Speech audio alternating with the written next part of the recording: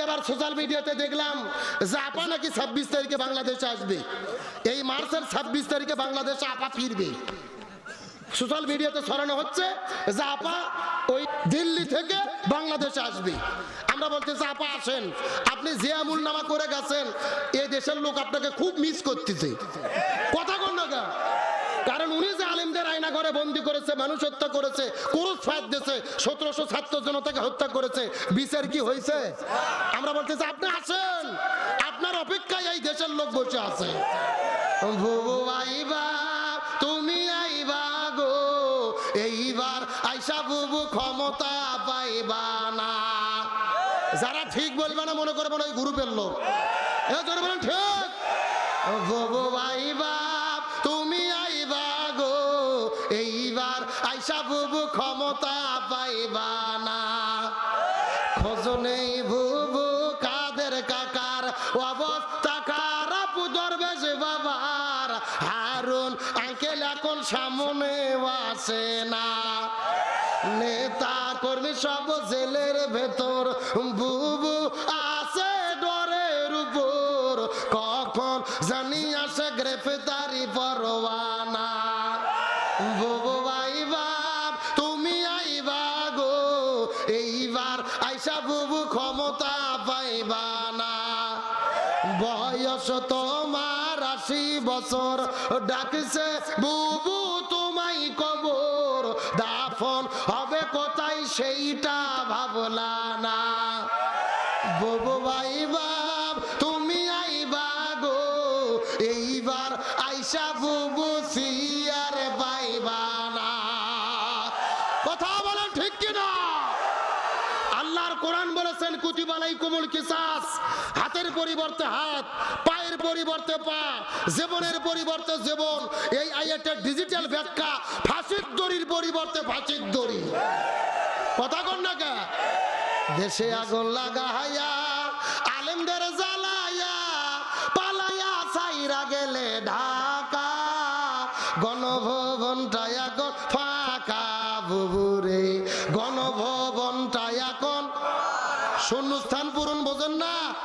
গণভবন ফাঁকা হয়ে আছে। আপাকে বলতে চাপা স্বামীর বাড়ি তার কতদিন থাকবেন, দেশে আছেন, গণভবন ফাঁকা। সবাই বলেন গণভবনটা এখন। দেশে আগুন লাগাইয়া আলেমদের জ্বালাইয়া পালাইয়া সাইরা গেলে ঢাকা, গণভবনটা এখন ফাঁকা বুবুরে, গণভবনটা এখন, গণভবনটা এখন। অধিকারের কথা বললাম, বলেছিল রাজাকার, জনগণ বুঝা গেল তুমি বুবু স্বৈরাচার। অধিকারের বললে কথা, বলেছিল রাজাকার, জনগণ বুঝা গেল তুমি বুবু স্বৈরাচার।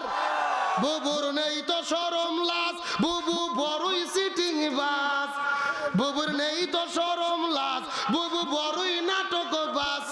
দিল্লিতে স্বামীর বাড়ি একা, গণভবনটা এখন ফাঁকা বুবুরে, গণভবনটা এখন, গণভবনটা এখন। খেলা হবে, খেলা হবে, স্বামী তোমার বলে না সংসদে মমতাজের বুকটা তো আর ফাটে না। পলকের ঝলক তো আর নাই, বুবুর টাকলা মুরাদ নাই, দিল্লিতে স্বামীর বাড়ি একা, গণভবনটা এখন ফাঁকা বুবুরে, গণভবনটা এখন, গণভবনটা এখন। মিথ্যা মামলায় ফাঁসি দিলে সোনার মানুষগুলোরে কত বড় ডাইনি সেজে, মায়া নাই তার অন্তরে। আদর্শে আদালত আছে, ফাঁসির দড়িও আছে, কবে পাবো বুবু তোমার দেখা, অপেক্ষা করছে শুধু ঢাকা। দেশে আগুন লাগাইয়া আলেমদের জ্বালাইয়া পালাইয়া সাইরা গেলে ঢাকা, গণভবনটা এখন ফাঁকা বুবুরে, গণভবনটা এখন ফাঁকা। আলোচনা কি চলবে? কারা কারা চলবে? দুটো হাত আল্লাহকে হাতটা তুলে দেখায় তার দেন একজন তাকবীর দেন দেখি।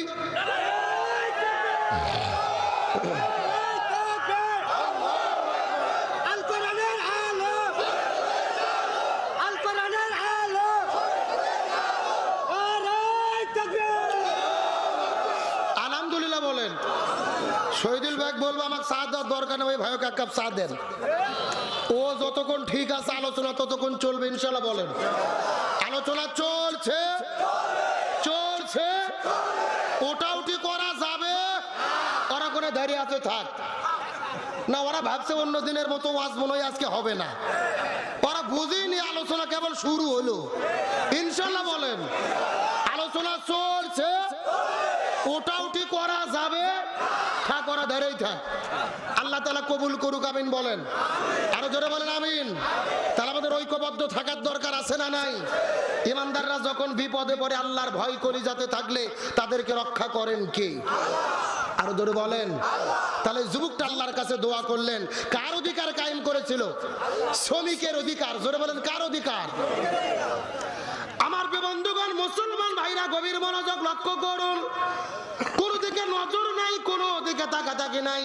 চুম্বক কিছু কথা বলার পর আপনাদের মধ্য থেকে বিদায় নিয়ে চলে যাওয়ার চেষ্টা করব। প্রথম যুবক যখন আল্লাহর কাছে দোয়া করলেন, আল্লাহ পাথরটা সরাইয়া দিল।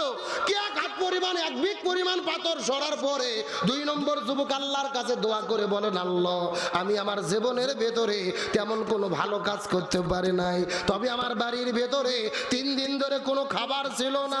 3 দিন ধরে আমার বাড়ির মধ্যে কোনো খাবার ছিল না। কাজ করার জন্য যখন আমি বাড়ির মধ্য থেকে বের হলাম, আমি যখন বাড়ির মধ্যে বের হয়ে বাড়ির মধ্য থেকে বের হয়ে কাজের সন্ধানে যখন চলে গেলাম, এক জায়গায় কিচ্ছু কাজের সন্ধান পাইলাম। 1 পেয়ালা পর্যন্ত দুধ পেয়েছি।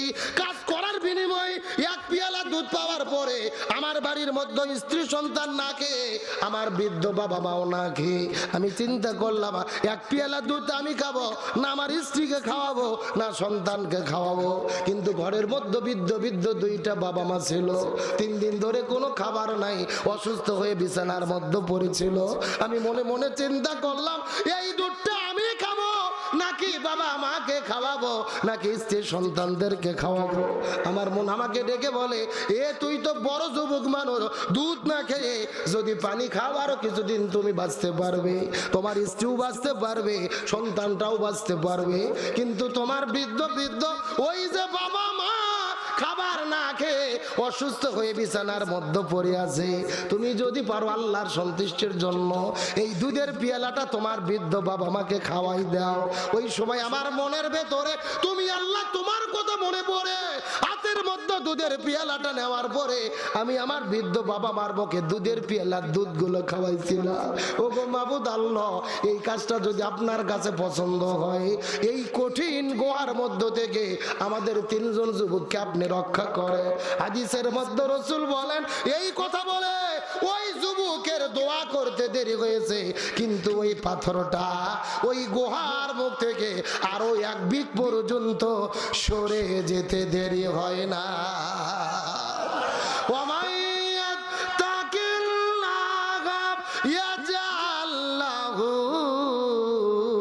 মিন আমরিহি ইউসরা।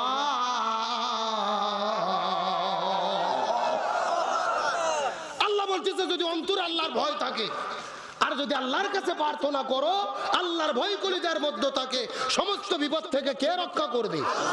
তুমি যদি ইমানদার হও তোমার উপরে বিপদ আসবে, তোমাকে জেলে যেতে হবে, পুলিশের ধাবরানি খেতে হবে, ফাঁসির দড়িতে ঝুলতে হবে, প্রয়োজনে শরীফ ওসমান হাদির মতো জীবন দিতে হবে। কিন্তু তোমার অন্তরে যদি আল্লাহর ভয় থাকে, আল্লাহই তোমাকে সম্মানিত করবে।